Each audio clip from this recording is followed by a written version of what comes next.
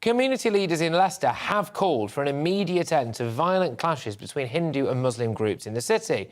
But it seems as though the violence has now spread to Birmingham. Yesterday evening, up to 200 masked and hooded men gathered outside a Hindu temple, with protesters throwing missiles and fireworks at police officers, according to West Midlands Police. Well, Claudia Webb, remember her, who's the Leicester East MP, has today suggested that the violence could even spread further to other towns and cities without central government and police intervention. She blamed misinformation being spread through social media. Well, I'm very pleased to say that joining me now in the studio is Abdullah al Andalusi. He's a co-founder of the Muslim Debate Initiative. And joining me from the Midlands is Krishna Bhan, the Education Director of the Hindu Council UK. Great to have you both on this particular programme. Look, I'm going to start with you, Abdullah, if that's all right, and just ask, why on earth this stuff is happening? Why has a mob turned up outside a Hindu temple? Why are we now seeing racial tensions in the Midlands? Sure. Well, basically, it's not really racial tensions per se, but it seems to be tensions between a community and perhaps a minority of individuals motivated by very radical politics from India, the Hindutva movement. All the way up in May, everyone thinks about just a cricket match that set all this off, but no. All the way up in May, Muslims were being attacked on the streets of Leicester. A house was smashed into. People were hospitalised by groups of Hindu youth asking people, are you Muslim or what have you? And if they ask the Muslim, they get attacked. So this started to happen, and because maybe the local community didn't perceive the police was dealing with these individuals, going around asking people if they're Muslim or not before attacking them violently, and they seem to be youths mostly, then it seems like much of the community's youths went on the streets to protect the streets and the citizens of the UK from being attacked. That's interesting. There's lots to get stuck into. Before we dissect what you've just said there, I would like to go to Krishna Bhan. He's the Education Director of the Hindu Council UK. You've heard what's just been said on that particular side of the argument. Why do you think it's all kicked off in the Midlands? Well, first of all, I like to say that on behalf of the Hindu Council, we are extremely saddened by these events. We have been trying, we work towards bringing different faiths together, establish kind of community cohesion, try to establish, peace among different communities. And it's really a very sad day for all of us to see this happening. Leicester is a city we used to really give an example of the good relationships between the communities in Leicester. And this is really very sad what has happened recently. But as it seems that the results of the cricket match has kind of triggered it on the racial tension or whatever is it, a little bit of riots are happening. So I feel that it has been certain individuals who are responsible for this, who are not really engaging with the actually various communities, and they have kind of started these racial tensions. OK, all right. I'll come back to you. Abdullah, one of the big things that you seem to be alluding to there is that there's been anti-Muslim sentiment in that area for a long time, and people in that community don't feel as though the police have been doing enough to tackle it. How on earth... sorry. I'll come back to you. I'll come back to you. Yeah. No, I'll come back to you. Answer that. I just want to put this right. All right. Has there been? I don't think there is any anti-Muslim element there.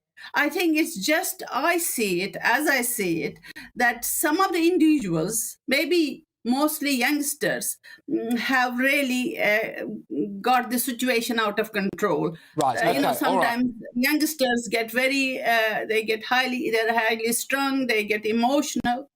OK, Krishna, that's one thing. I'll let you come back to that, because a lot of people watching this now will be shouting at their TV sets saying that we live in a first world country with the rule of law, and no matter how dissatisfied you are with the police's actions, it does not justify a mob. Well, first world country. I mean, well, Ukraine's a first world country, and they don't seem to be so peaceful down there. But anyway, Vladimir Putin invaded. Well, exactly. Being a first world doesn't guarantee peace and security for anyone. The issue is, and this is deplorable. The issue is that the long-standing Muslim and Hindu communities in Leicester have had very cordial and convivial relations for many decades with no problem. I would agree with my colleague on the panel that it's outside elements, but it's not just some random individuals. They are spouting a ideology that's been imported from India, which is an anti-Muslim Hindu supremacist ideology called Hindutva. One of the second chiefs of this ideology, called the RSS, praised the Nazis for getting rid of Jews, and they wanted to do the same to Muslims in India itself. So many youngsters are being radicalized by this particular ideology, which is now spread out to the Indian diaspora, which is calling for anti-Muslim sentiment. But not only anti-Muslim sentiment, because even in that cricket match, when there was a rampage afterwards by individuals supporting India, a Sikh guy who was actually there to support India at the cricket match was attacked merely for telling people not to shout out death to Pakistan, because that has nothing to do with it's meant to be a friendly cricket match. Because I'll go back to Krishna in a second, but it's just because I don't want to miss or forget a couple of the points that you've made there. Interesting stuff that you've just raised. But if something similar was to happen, for example, people weren't happy with some preaching that has been done at a particular mosque in the country, or people hadn't been happy with the way that things had potentially not been stamped out, maybe with certain extremist elements in certain parts of the country, would that justify someone going and standing outside a mosque? Because presumably you'd be against that, but you seem kind of all right with this. Well, actually, you forget to mention that there was an imam standing outside. There was an imam standing outside a Hindu temple telling wayward kids actually to go away and not to molest the community there.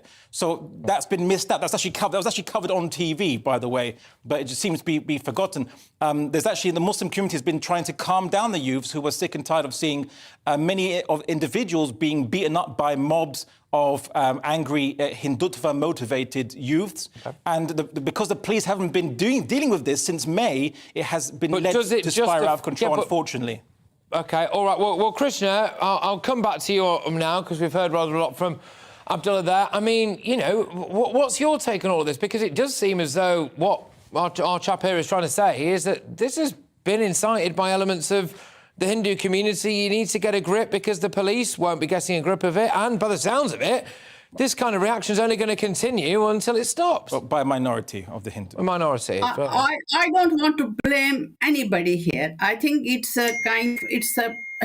as I said, I still see it as certain elements from outside who have kind of spark the whole thing. I do not want to put blame on any community, either Hindus or on Muslims or Sikhs or any community, because I know Leicester very well, and I know how the communities, diverse communities in Leicester, lived together in harmony. There was an extremely racial harmony in the city. So I still would not like to blame anybody, but I still feel it's the outside element that have kind of triggered this. And we need maybe the police didn't address this problem immediately as soon as they didn't stop it.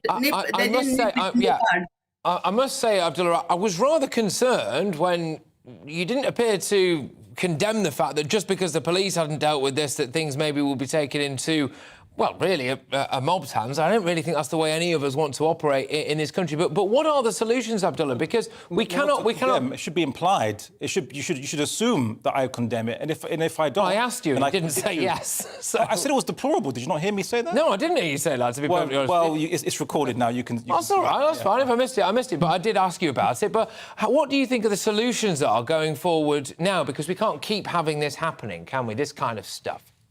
Well, of course, as I said, if policing had been on the ball since May, and the individuals who were perpetrating these mob attacks in Leicester were arrested, identified and arrested, we wouldn't have this unfortunate escalation where people feel the need to be, youths mostly, feel the need to be vigilante, go out on the streets and in protection squads to protect areas where there's Muslim majorities from being attacked by mobs of perhaps a Hindutva-inspired youth.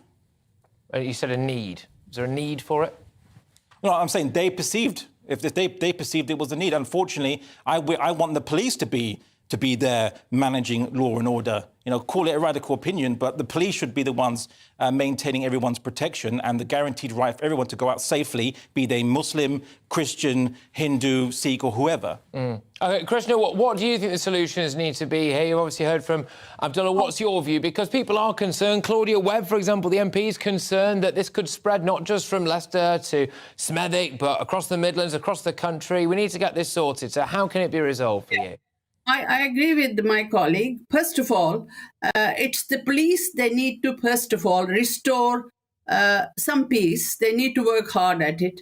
They need to use different strategies, not violence, but they need to use different strategies to restore peace among different communities. And then that is the short term. That is the short-term solution. But the long-term solution, we need to really address that.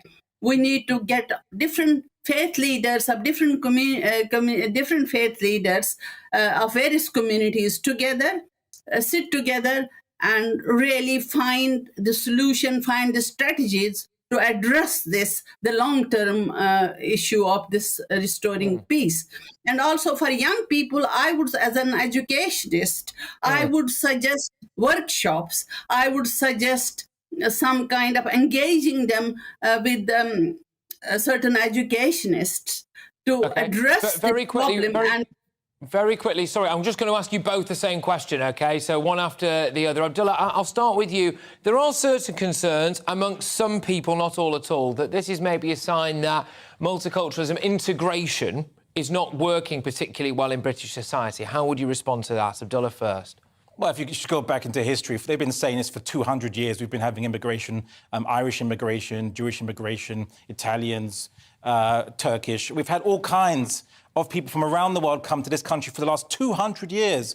And sometimes, unfortunately, there are issues and problems that arise, but people should have a greater faith in the British tradition of being able to integrate, or at least have people live side by side peacefully, which has been shown to be possible. Krishna, final word to you then. Thank you very much, by the way, Abdullah. Krishna, final word to you. Same question. Do you think that integration is working at the moment? Well, I think Britain, we have seen over the past many years, Britain is a very tolerant country, and this has worked very well in the past. And I don't think it is anything to do with this kind of problem. It is a problem which has been created by outside element, which is a temporary problem, which needs to be addressed by different strategies. All right, look, both of you, thank you. Sorry. All right, sorry to have cut you off. Well, I'm being shouted at because we've got to wrap on the programme. I could talk to you both all day about this, but I really appreciate it. Thank you so much. That was Abdullah al Andalusi there, who's the co-founder of the Muslim Debate Initiative, and from the Midlands as well, Krishna Bhan, the Education Director of the Hindu Council UK. Well, good stuff. Good way to end the show. But up next is